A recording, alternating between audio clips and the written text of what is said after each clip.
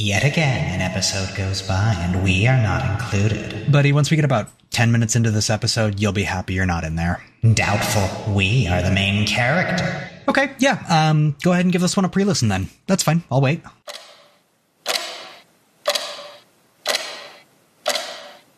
The worst. He actually said gargoyle out loud with his voice. Yeah, bud. No, we will not abide this. We will now set in motion our grand design to destroy Iimish. Awesome. Before you do that, do you mind reading the line? No. All right. I guess I'll field this one for you. Welcome to the High Int Low Whiz podcast, where the smartest people you've ever met are the dumbest people you've ever known. Boo! Boo, you fiend!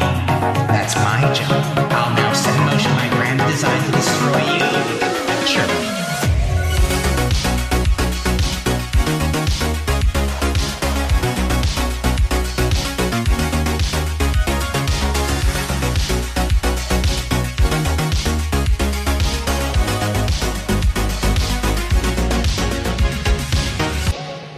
Hello, everyone, and welcome back to the High Int Low Whiz podcast, where we are all a little thick of brain and dumb of ass. I'm Nick Davis, they, them pronouns, navigator of this particularly directionless ship. With me, as always, are the totality of the crew of said ship. Can you please all go around and introduce yourselves? Hi, I'm Alice, she, her. I play Lorelei Nix, the Bunny Folk Slayer. And I guess Lorelei's chilling in the crow's nest with Tanaya Schwain and periodically just picking off dolphins. Delicious. Okay. I'm Mike Stair, he, him, and I play Taku, god of the Bloodfire Swamp, which is what this whole area will be by the time we're done with it. Christ on sale. Okay. Dean Howe, pronouns he, him, and I'll be your curmudgeon-y dwarf this evening, or this morning, or whenever you listen to this podcast. Rosmo Kilcarian, who is currently the sleepiest dwarf. Aww. So tired. Hi, my name's Onna, pronouns they, them. I'm playing Daphne Centerhoof, the Fawn Arsonist. And, I mean, happy to be a cannon of the glass variety. You're at least ceramic. Ceramic cannon. That's true. You haven't gone down yet. Yeah, You're we fine. haven't taken a nap yet. I'm still at 7 HPs, so glass. Fine. The only HP that really matters is the last one. Truth. That's valid. I never thought of it that way. Okay. They're a candy glass cannon because they're sweet. Aww. Am I? At I mean, times. maybe sometimes. You don't have to be if you don't want to be. Anyway, I'm Benny Arndt. Pronouns are he, him. I play Iimish Eamon Hornigold, the quarter leprechaun barbarian. And I don't know that Benny wants to be friends with Lorelei anymore, the dolphin slayer. Like, I'm sorry, that drew an uncomfortable line. I was like, why pick on dolphins? Being fair, dolphins are they're dicks. assholes. Yeah. I'm just saying, like, dolphins on the alignment chart are evil and sharks are on the good side. They're dicks, so, but like, they also, that means there's no sharks around, which I appreciate. I think dolphins are more on the chaos spectrum. Chaotic evil. I'd rather take my chance with a lawful neutral shark who might just leave you the fuck alone. And sharks are cute. They're weird.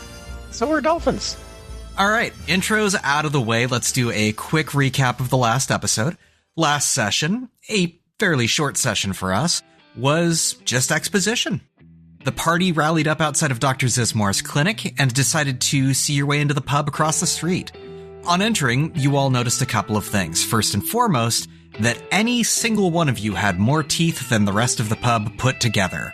And second, your employer Marianne was seated alone at a table with an additional 5 empty cups. Waiting for you all to engage first, she explained that, since you all seemed to mistrust her, that she would let you decide when and if to fill those cups. She told you that you were free to interrogate her motives, a single question each where she would give you the God's honest truth. After which, she'd explain a little bit of what was going on and that, for some reason, the 5 of you seem, to her at least, to be inextricably tied to it. In a show of companionship, Daphne, making flaming shots for everyone, lit one for Marianne as well. We find ourselves at the pub now, the 6 of you having just finished your flaming shots.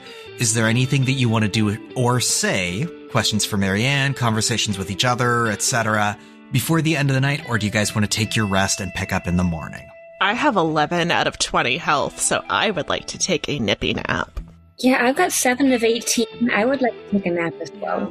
Yeah, I think Lorelei will do an big stretchy and then go towards the innkeep and just be like, so how much for And Lorelei tries to count a bunch of rooms. A bunch of rooms. I mean, 1, 2, 3, 4, 5, 6. 6 rooms. I'm real tired. Counting's hard. 5. I'd like to just sleep next to the fire. Maybe if there's like a stove or whatever, a stove or something with a fire I can sleep next to. You can just make a fire, it's fine. And I'm pretty sure they won't like that in the middle of town, but... Curl up inside the dry fireplace. As you're up talking with the innkeeper, Marianne comes up and just kind of nudges you, and she says, I already took care of it. It's fine. Travel expenses, I told you I'd cover them. Lorelei squints at her and is like, oh, did we already cover this last episode? That was just like a few weeks ago, and I don't remember real good. No, it's on our contract. Just make sure you save all the receipts. We'll expense that later. All right. Cool. No, I took care of this. I told you travel expenses. This was when we were getting on the boat on the way. I was going to cover travel expenses. I told you I was going to cover that. Remember? Oh, that was like at least 7 months ago. So. It was a really long time ago. You're not, oh yeah, that's right. Yeah, that's right. Lorelei, not all of us are on buddy time. Lorelei just squints at Rosmo and is like, I feel like that was some form of aggression. Macro, middle of the road aggression. I'm going to bed. You should go to bed too before you put that foot even deeper down your throat. Is this going to be one of those things? Oh, no. No, like bunny time brings up a really good question, because obviously I am somewhere in the realm of immortal right now. Right. Rosmo is a dwarf, and the other 2 are fae, which I assume is going to come with some amount of long life. Are we just, like, by the end of this adventure, unknowingly going to be adventuring with, like, Lorelei the 27th? And, like, as long-lived people, we have just not even realized that it's a new bunny every few years as the old one just She's not a mayfly. Okay, so I don't think it's that fast. Lorelei... But I think last episode, right, we talked about it. Lorelei's probably gonna live to 40, maybe 50. Like, she's got a pretty short life. We'll fix that. Oh, that's alarming. We have the technology. Yep, we'll find a way to fix that problem. Oh dear. Oh no. So Marianne comes up to you, Daphne, and she says, I did make sure that there's a room with a hearth, so you can light a little fire in your room. You're fine. Thank you. I got dibs on the biggest one, and Lorelei just starts bounding up the stairs in hunt of her room. I'm so tempted, but I don't. Come on, do it. No, there's something else here. Plus, I can win a foot race with you It's without not fair. any effort. Barbarian. Bullshit Olympian thing. Come on. Yeah. Hold on. Yeah. I'm gonna set up a tripwire then if you're gonna try to race me. Hold Not a real race. Because I want to win something. Explosions in an inn in a random town. Totally good. I didn't say there would be explosions. I didn't say the tripwire would make an explosion. We don't want him to cut off limbs It doesn't have to cut off a limb. Why are you... It'd be like a net. All right, to hell with it. As soon as Lorelei starts bounding off, saying she's going to get the biggest room, Iimish is like, to hell with that, and zips right past, or attempts to. There's a set of stairs in the inn. At the top of the stairs, there are 4 rooms. There is one with a big hearth, fire already burning in it. There are 2 with like a pair of twin beds, and there is one with like a king-size bed in it. It's not like a quality mattress, it's just big. I'm going for that one. Yeah, but you're like a foot nothing. No, this is bullshit. I want to use tools of the trade, and I want to grab a lasso. This is great. And I want to lasso Iimish as he runs by me. I am taking that big room. That's a 5 and a 4 plus my int of 2, so 11. That's a full success, so you have what you need when you need it, right? Yeah, absolutely. So I pull out this lasso, and I think it's like... what would Lorelei's lasso look like? It's bright pink and glittery. It's like a nylon rope with like threads of glitter through it. Holographic threads, yeah. It's very sparkly. And, you know, Lorelei gets the new spready lassos, and she's gonna try to catch Iimish by an ankle and just, like, yank him back and maybe tie him to a different door so that she can then go and saunter and take the room with the big bed. While this is happening, Iimish has just hit the base of the stairs and is trying to make the turn and is, like, Looney Tunesing in place as the lasso flies through the air. While they're fighting, does Taku just walk into the big room and close the door? No! Don't give Taku ideas! I mean, he is the only one that needs the big bed, to Not be fair. necessarily true. shit with the big room! No! Lorelei's like 6 foot. Yeah, but like 3 feet of that is ears, so it doesn't really count. That is unkind, Taku. Should I roll like an attack roll to try to... I think... First roll for mental Iimish? damage, thank you very much. Ouch.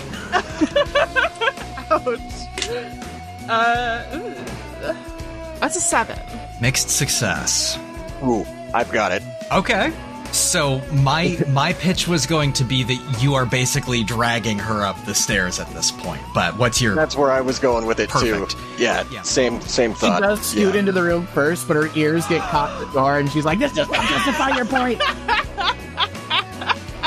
Ouch! Yeah, so you managed to lasso Iimish, who does not slow down, and you are just now moving at the same pace he is. Okay. Yeah, I'm okay with that. Okay, I'm gonna try to, like, start reeling it in, like, trying to Okay. overwhelm him with my inferior strength. Oh, you want to play a game of tug-of-war, do you? Yeah, I do! And I guess roll strength, I would assume. Yeah. Opposed strength? Yep. Yeah, that's a flat roll for me. I don't think I can actually win this. Why just like hammer Tanaya Schwain like around the other end of the rope and just anchor him in there? And on the die, 12 total. Ooh. That's an 8 for Lorelei. Pretty good, though. I know, for +0, right? Yeah. Okay, so 2 options here, Benny. Iimish can either pull the rope clean out of her hands, or pull her up the stairs. Take your pick, you tiny, strong man. Okay. I'm taking the rope. Because not only does it take away something from Lorelei, but I get something. And, yeah, we're not going to get into what I might do with it. Rope play. Got it. Iimish is just coiling up the rope going, this is mine now. Iimish, you son of a bitch! And Lorelei just starts, like, scrambling up, and I think she's kind of going a little feral at this point. Slam the door. No, you give that back! I swan to jump! I'll rip your intestines out and use that as the next lasso! So there's the room with the double twins, the room with the hearth with 2 beds as well. That's like the double queen room. And then Marianne's room. The cat found the squeaking bee. Lovely. Good job, forklift. Well, if we need to have you re-record things, we will do It's that. fine. We'll do that. So the rest of you, I'm assuming, find your rooms and figure out where you want to be. Knowing that Iimish won't be in, Daphne might leave the door open for Taku, because I imagine Taku might also want some fire. Don't worry, I'll go settle down outside and get as much fire going as I need. Oh. That seems a lot easier than fighting over a There's room. no fighting. They didn't say there's any beds in the room that I'm going in. I just imagine I'd pull my bedroll out and be by the fire in case he wanted to join. It's like a double queens. Oh, I thought you said that in the other room there was 2 beds, and then there was one with fire. Oh no, there's 2 beds in the... Double queen. Join me in the double queen. You can have a queen bed. Perfect for Taku. Sounds good. To the 2 hotheads. Lorelei is still just, like, clawing at the door, and then she's gonna, like, try to, like, shoulder her way in. She's not giving up. She's mad at Iimish. She wants this room. She's a professional middle sibling. Alice, I need you to decide if Lorelei is taking a rest tonight or not, because you have lost the competition at this point. Lorelei is not taking a rest, because Lorelei is going to exact Alice! revenge. Alice! What? I have to play the idiot. You're at 11 HP and we have combat next time. Go the fuck I to have sleep. 11 of 20 HP. I'm fine. Go the fuck to sleep. No, you're not my mom. You're not my dad. Meanwhile, Iimish has opened the window in his room and set the rope out the window and crawled down it and is going to re-enter through the front entrance while Lorelei is freaking out at the You door. son of a bitch. You little bastard. Rosmo, the room with the double twins. I'm assuming you're just taking that and pushing those together. Well, I was going to suggest, Lorelei, if we scooch the beds in a fun way, we can make like a pillow for it. I'm just saying it could be fun. Lorelei pauses because the idea of a pillow fort is deeply appealing. Rosmo knows Lorelei's triggers so well. Oh yeah. And Lorelei like pauses and is like, "Can we stay up late and like tell scary stories and stuff?" Yeah, I'll tell you the scary stories my mama used to tell me. All right. And Lorelei like squints at Iimish's door. She's still plotting revenge. Her revenge is just now going to get exponentially worse. I'm just astounded and impressed that you didn't put a cold iron harpoon through the door. Not yet. We can strategize some dirty tactics. Yeah, we'll figure it out. Lorelei will slink away, just defeated and grumbling, and he's so tiny, Rosmo. How is he so strong when he's so damn tiny? This bullshit. Pretty sure he is 99% muscle and 1% something else. 1% other muscle. I'm pretty sure we know what that 1% is, and do you want to make it bigger? I wonder if we can figure out what that 1% is and make that a bigger percent and use that to destroy him. I think it's piss. I think the 1% is piss, and I can work with that. Definitely piss and vinegar. We start with a P. I'm heading this off at this point. You guys managed to take your rest, so you can heal up to half your total HP. No rolling for guard or anything like that. You guys are in a settlement. Everything's pretty safe here. So, yay, sleepy, sleep. The people downstairs, you mentioned a lack of teeth. oh yeah. Are they? Is just the entire bar like horribly unattractive? I'm just curious. It doesn't particularly matter to Iimish, but I mean, it's like, country charm. It's not that everyone is, unattractive. It's just there is not that many teeth collectively. It's a hillbilly bar. Oh, wait. One thing. Lorelei, Alice, you get to level up. Oh, that's right, I do. oh no, that's going to help with her vengeance. No. That's not good. Nick, you could have warned me I was pissing her off just before she leveled. I control very little of this, it turns out. I do love that Rosmo got her to stop seeking vengeance by basically allowing her to pursue the childhood she never got to have. I thought that was great. I've only delayed the inevitable. It's a good angle. Yeah, if anyone else is able to level up, feel free to. I have to grab the rules for leveling up, because it's been a minute. I'm one away. I think at this point, Mike, with all of the drives that you've accomplished, Taku is at that point. Oh, good. I'm gonna roll for mana. Meanwhile, in the background there, Forklift is determined to chew the foot off of that little bee there. Excellent. He's such a good boy. Little murder lad. Num num num num num num num num num num. 6. Hell yeah. Ready to go, and I'm at 16 of 18 HP. And I am, because I've been doing the fuck out of my bonds and drives, I am at 8 out of 9 needed. So next time we rest, I will be able to level up. Excellent. Hell yeah. That was something I was remembering. I was like, we're going to sleep. I got to remind Alice that she's got to level up. And I was like, probably Mike too. Okay, good. Thank you for remembering I was ready to level up, because I, Alice, had actually legitimately forgotten. We, for the group Virgo, hooray. Fast, because I am super ADHDs and never remember. Okay, subtract 7 and then your current level from XP. I've just been really bad about tracking XP also. Me too. I'm doing the calculus in my head and I'm like, should I have leveled up by now or am I just guessing? Dean, I'd say you should probably level up too, because you've done your drives a bit and you've failed a lot. Yeah, if failure is a measurement of success, Rosmo is far and away the most successful of us. It's true. A lot of bad rolls. I'd say Benny and I aren't there yet. I'd say Dean, Alice, and Meg level up, and Benny and I aren't quite there yet. That seems reasonable to me. Sounds fair. From now on, we will be really good about tracking XP. I think Nick should level up too. They've done wonderful. Yes! Oh no! Fuck yeah! Alright. Ooh, now I need to choose a move, so I'm gonna take a minute and let Nick do DM things and other players do things. Well, Iimish, I've been trying to figure out how Iimish can use his curse coin to get laid and not have it trample on consent in any way. Mm-hmm. And I think I figured it out. Oh.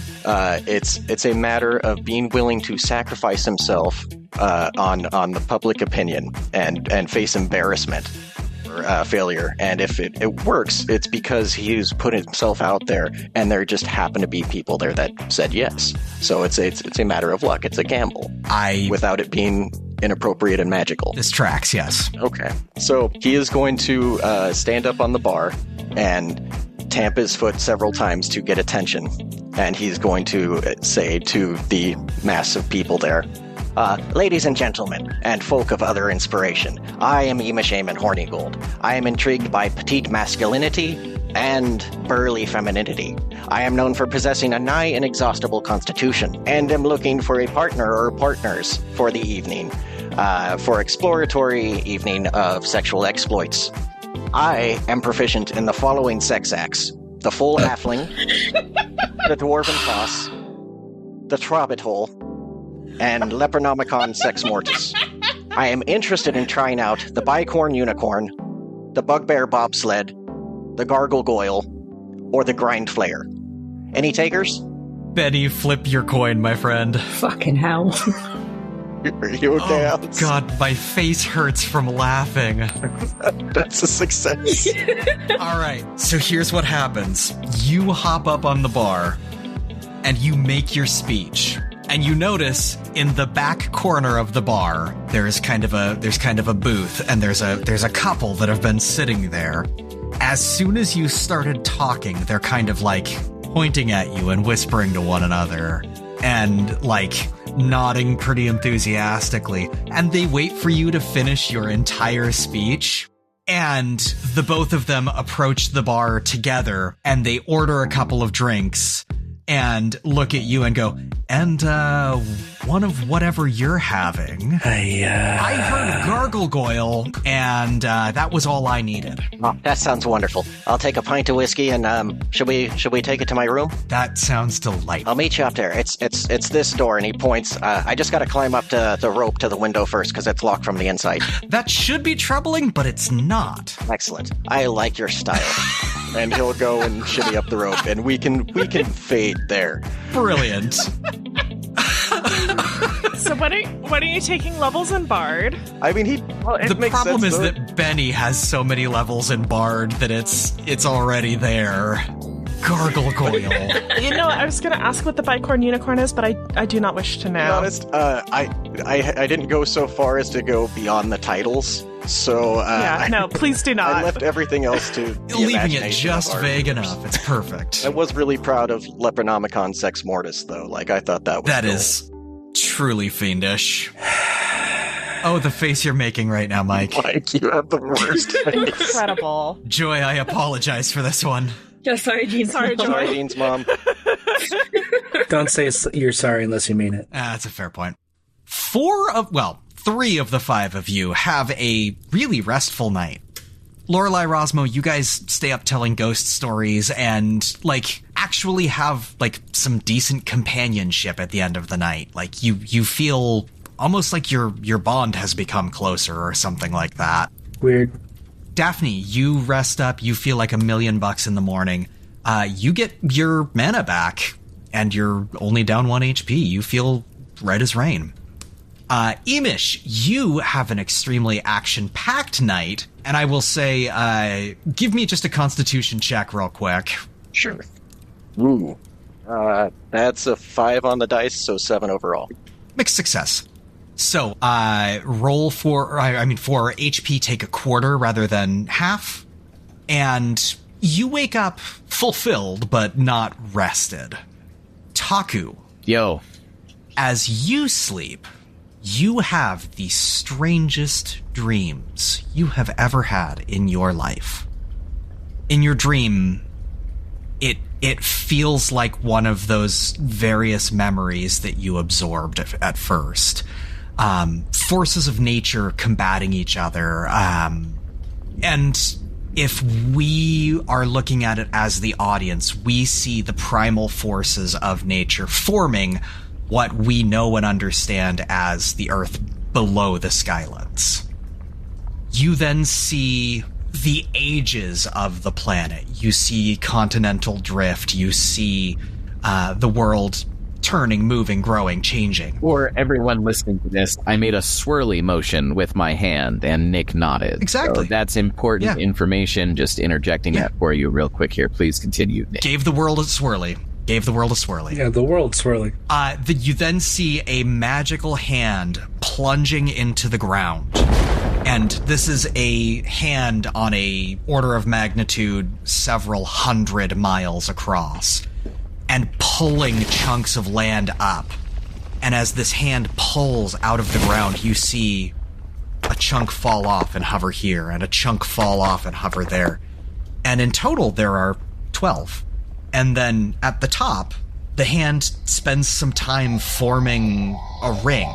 And then one island cracks and breaks, and a chunk falls off of it. It's pulled apart. And you feel these primal forces of nature are supremely pissed off that this land, that this chunk of ground that should be miles below is now floating in the air. Oh, no, this is unacceptable. It doesn't matter how long it takes. We're gonna fix this. Oh. All right. New mission, destroy the Skylands and put all the floating islands back on the ground. No. Got it. We live there. It's for the greater good. You wake up in the morning recognizing that these are not your feelings. These are not your emotions. Well, they weren't, but they made some good points. You realize that whether you're going to commit to this bit or act in defiance of it, you're going to have to find and subsume a number of nature spirits. Won't be the first sapient thing I've eaten, won't be the last. All right. I'm starting to wonder if Taku is still our moral compass or not. Yeah, for sure. not. For sure. Definitely. You didn't say where the moral compass was pointing. I'm afraid there is no compass anymore. Like, it's just this forever spinning dial. You guys pass through your night. You all come downstairs. I would say Marianne comes by and knocks on everyone's door to wake them up. I would say fairly early in the morning, in real world terms, 7:30, 8 o'clock. Gets everyone up. Food is already waiting for you downstairs at the table that you were at last night. Lorelei kind of half stumbles down the stairs because we have very much established she's not a morning person.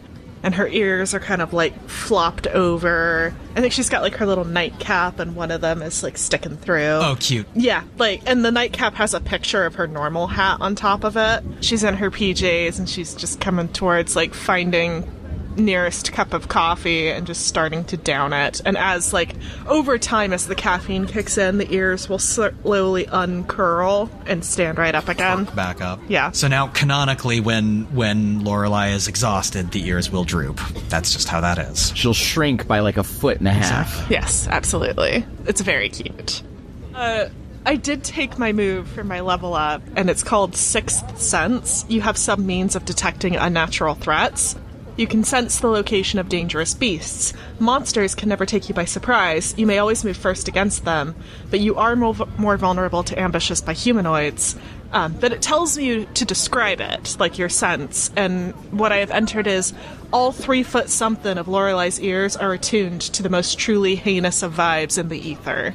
So, do with that as you will. They also pick up 3 additional channels now. You just got to put a little tinfoil on it. Gotta tune the rabbit ears. Well, she's got, her normal hat, and she's got that little gem in the center, and she just turns it like a dial, and that's how she, catches in on AM radio. As you guys are gathered around the table eating breakfast, Marianne is eating as well. There is another one of those little hollow projectors on the far side of the room. And you guys all see an advertisement starting on there. There's a human man who's just hammering nails into a waist-high fence, kind of a decorative fence in a yard. He turns towards the camera to face it, giving a grin that's just a little bit too toothy, a little too plastered on. He goes, "Oh, hey there. Papa Flopsy here. The Flopsy estate here is big. Real big, in fact. And I work hard at keeping it in ship-shop shape." He props his foot up on a conveniently placed log, points at entirely too nice of expensive, definitely not OSHA-approved work boots, and he says, "At the end of a long day of doing maintenance or repair work, these dogs can really start barking. That's why I use this, the Flopsy Cove Foot Friend, to relieve my pain." He pulls out what looks like a small, squat bucket, shows the inside of it to the camera, and it's full of these really horrifying little massaging fingers. And the point of view shifts way too quickly to what looks like a really cozy reading room. He's in a bathrobe with a towel wrapped around his head. He's got a leather-bound book on his lap and little slices of cucumber over his eyes. And he smiles contentedly in the direction of the camera. "The Flopsico foot friend. A friend to you and me and our feet. The Flopsico logo flashes across the screen. Lorelei just, sinks deeper into her coffee and just has the most foul expression on her face. Marianne looks at you and she says, remember, the gritty part at the bottom, that's where the real treasure in your cup of coffee is. You gotta get to the grit. Oh yeah, the coffee pump. Yeah. Lorelei grabs, a straw from someone else's beverage and just shoves it into the bottom and starts just slurping up the grounds. There you go. Yeah, maximum pulp coffee. That's how you like it. It's perfect. At this most perfect of moments for Lorelei's pain and anguish, Iimish will pop out of his room at the top of the stairs, and you see that he's not wearing a shirt, but he is wearing his kilt, and he's got a shibari-style binding all on his top half, made out of the lasso, and then he covers that up with the jacket before coming downstairs to enjoy breakfast.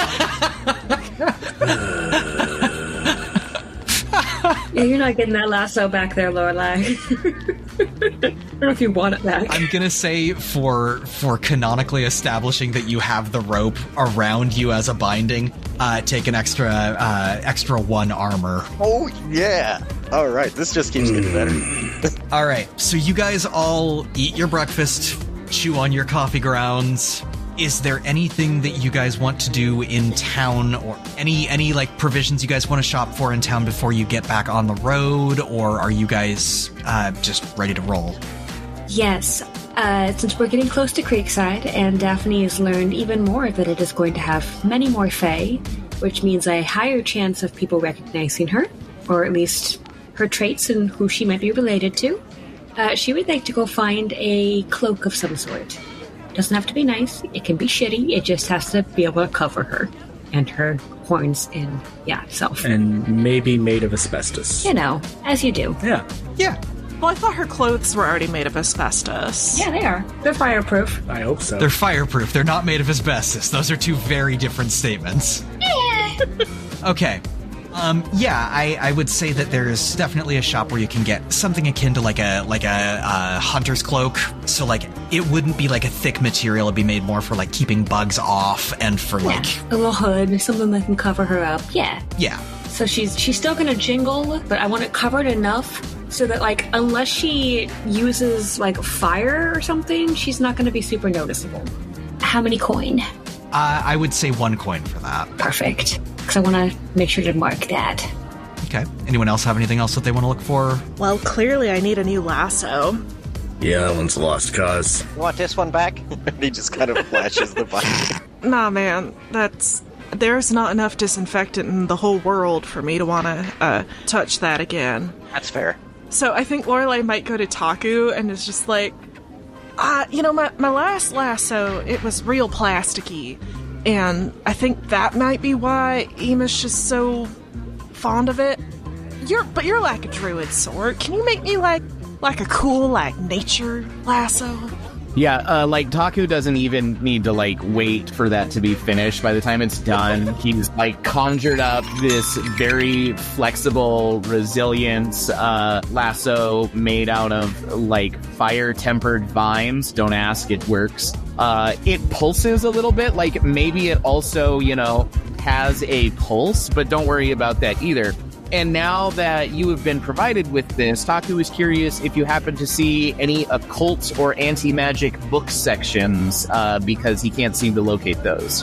Oh, this is hella cool. This has got blood magic and shit in it. This rocks. Yeah, sure. Oh, I'm gonna have so much fun with this.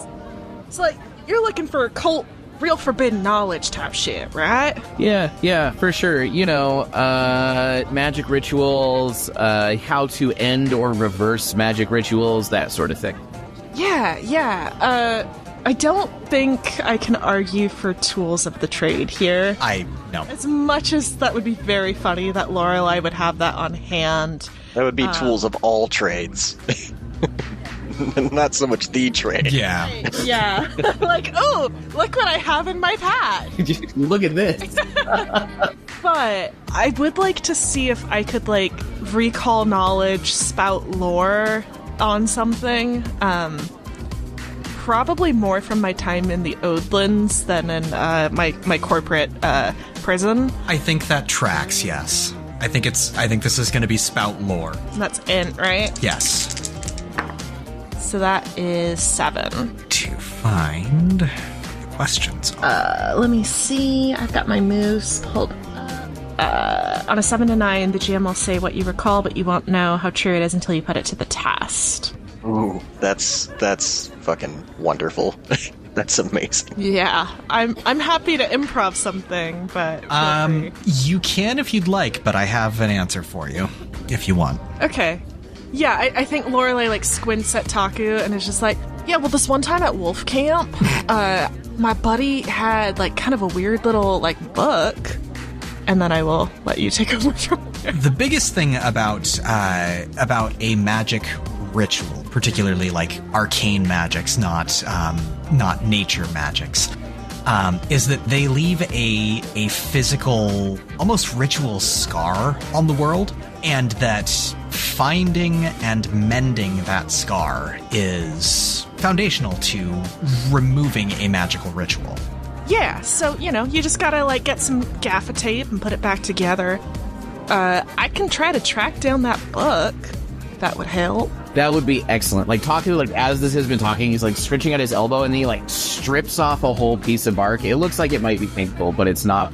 And then he's calmly, like, making notes. He's just scribbling them. They're searing into the bark from his fingernail there. He's like, okay, look for scar, heal scar, reversed ritual, wolf camp book, ?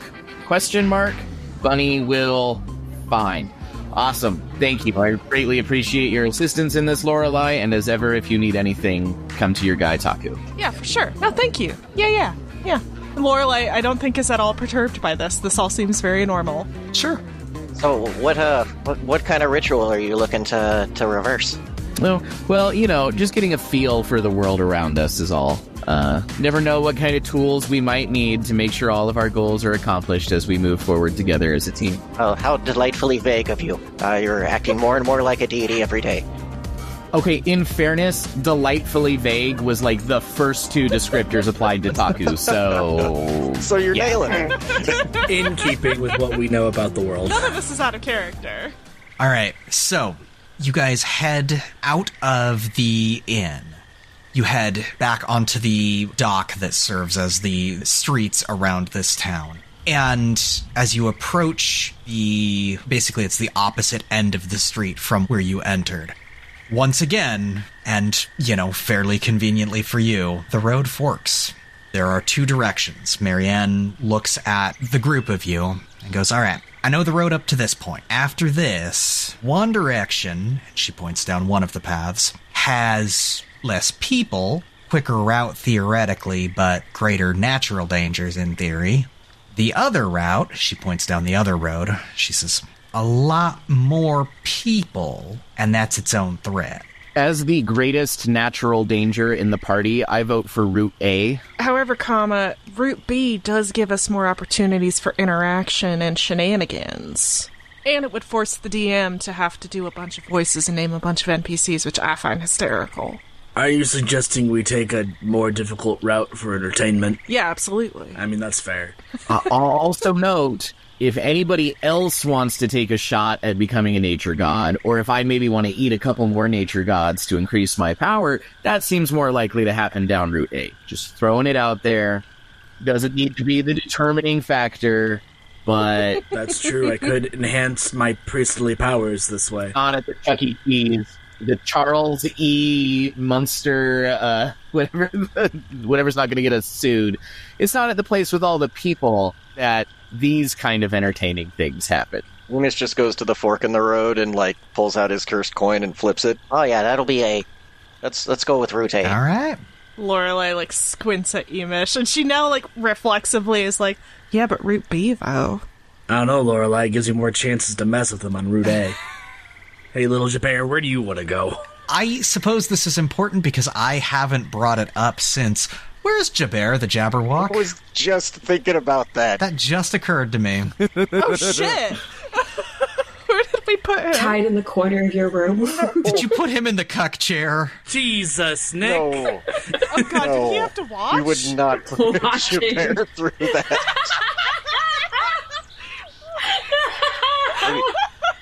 Why would you do this to us? He spent a wonderful night out in the stables, well secured with magically reinforced nature ropes, and is now walking happily beside us with no traumatic experiences from the night before. That's what I'm thinking too. Rosmo woke up early, took Jabir out on a walk, Oh, Excellent. gave him little head scritches. Oh, I love Rosmo's responsible. I think Rosmo really is the nicest one of all of us, isn't Yeah. he?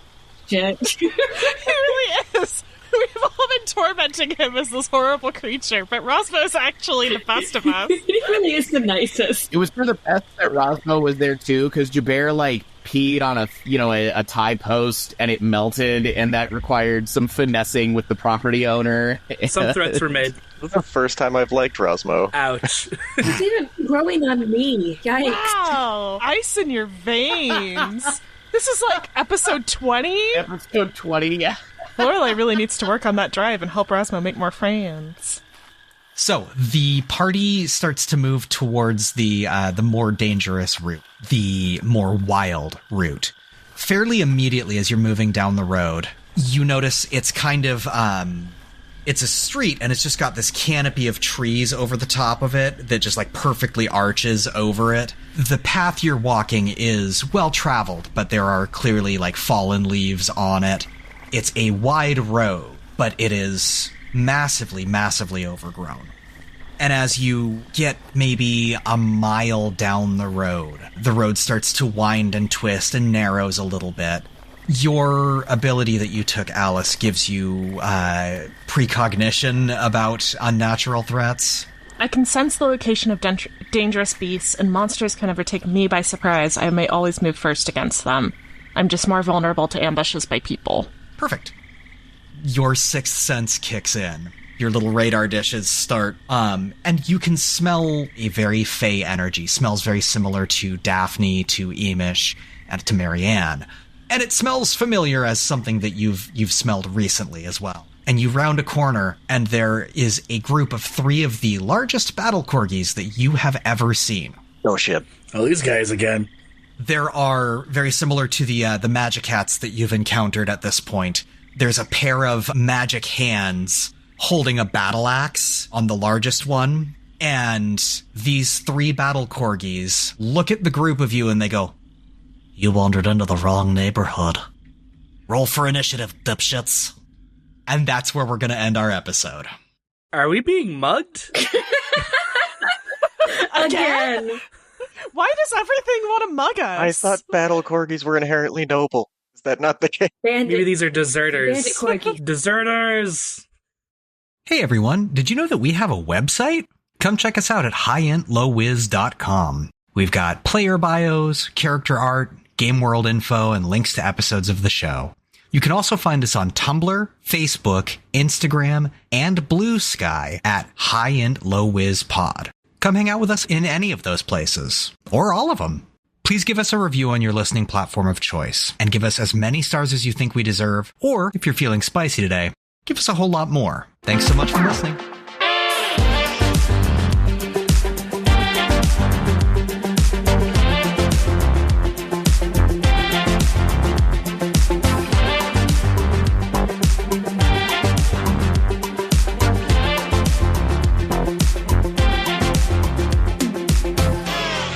I like how Daphne is dangerous in fire, but also is like a walking carcinogen. Yeah. Exactly. If you or your family members have been in contact with Daphne Cinderhoof, you may be entitled to compensation. Mesothelioma. You know? Ooh. I'm sure PelepsyCo has a product to deal with that. Or a product to create it. All sorts of compensation, really. That bit needs to stay for the credits. Oh, I like that one.